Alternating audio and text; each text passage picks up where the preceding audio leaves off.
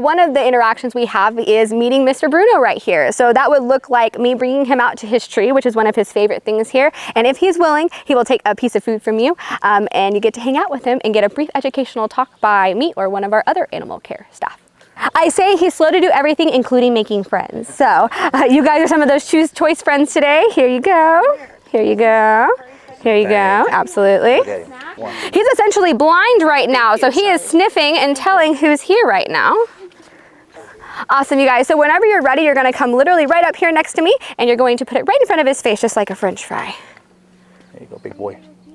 Give him a second. He might be sniffing. Perfect.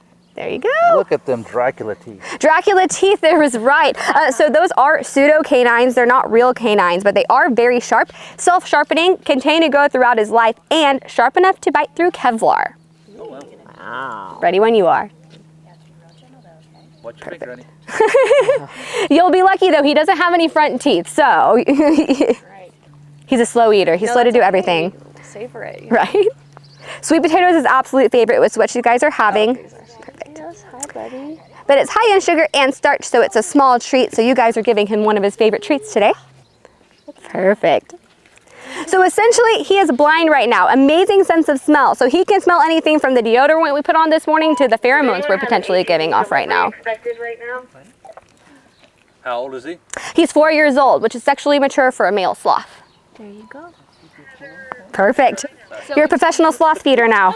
Because of the sign light and just because of they're essentially blind. Yeah, so that being said, they did research on a sloth where essentially they deprived him of eyesight, they put a blindfold on them and let him function, and his behaviors did not change at all. Huh. So as you guys got up close, did you guys notice he has little beads of water on his nose? That's actually sweat. The only place a sloth can sweat is through their nose. Exactly, and his whole life is made for being upside down. If he were to come to the ground, he would have to belly crawl himself up to a tree and then climb up.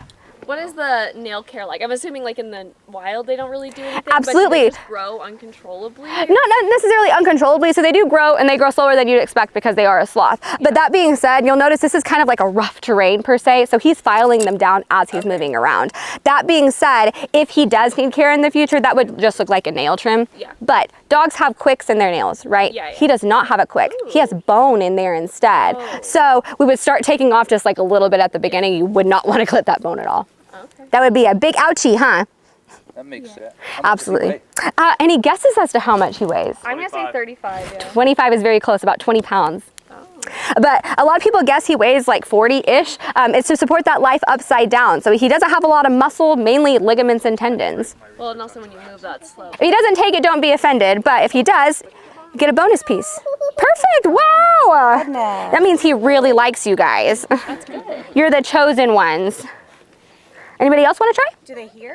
He has an okay sense of hearing. In order of his best senses, it goes smell and then touch, which sounds kind of silly, but if he grabs onto you, he's going to know skin versus a branch.